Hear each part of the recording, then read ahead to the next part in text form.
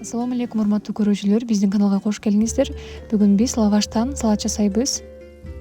Эки орточо сабизди кыргычтан өткөрүп алдык. Айта кетчү нерсе, сабизиңиздер аябай свежий болгону жакшы болот. Мынакей кыргычтан өткөрүп алдык. Эми колубуз менен 1 мүнөттөй аралаштырып коебуз.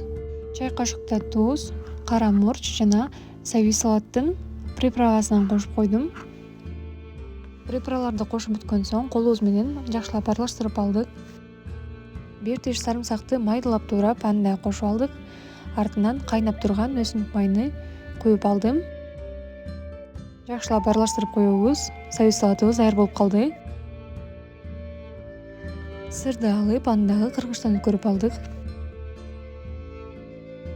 Сырды кыргычтан өткөрүп бүткөн соң мен даяр эле тоок этин алдым. Кыйналып отурбайын деп, ушундай даяр эле тоок этин алып, аны дагы кичинекей майда бөлчөлөргө бөлүп туурап алдым.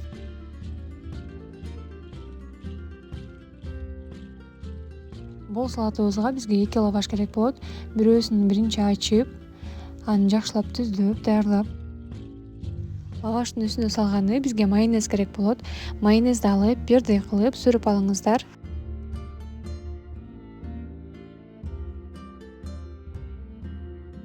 Эми туурап алган тоок этинин баарын бирдей кылып бир бурчуна салып алдык.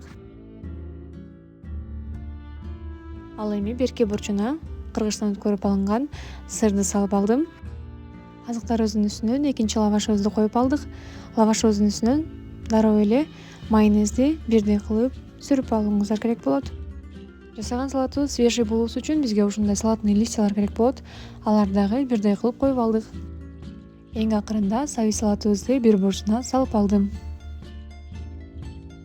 Лаваштан жасалган салатыбызды эми рулет сымал кылып ороп алуу керек болот. Айта кетчү нерсе, орогондо катуу тыкыз кылып ороңуздар. Бош ороп коюунун кереги жок. Эми даяр болгон салатыбызды пакетикке ороп, холодильникке 20 мүнөткө сала турабыз. Бул салатты дагы сөзсүз жасап көрүүнү сунуштаймын. Дасторкондун көркү боло турган салат болот экен. Жакшы лайк басып коюңуздар, саламатта калыңыздар.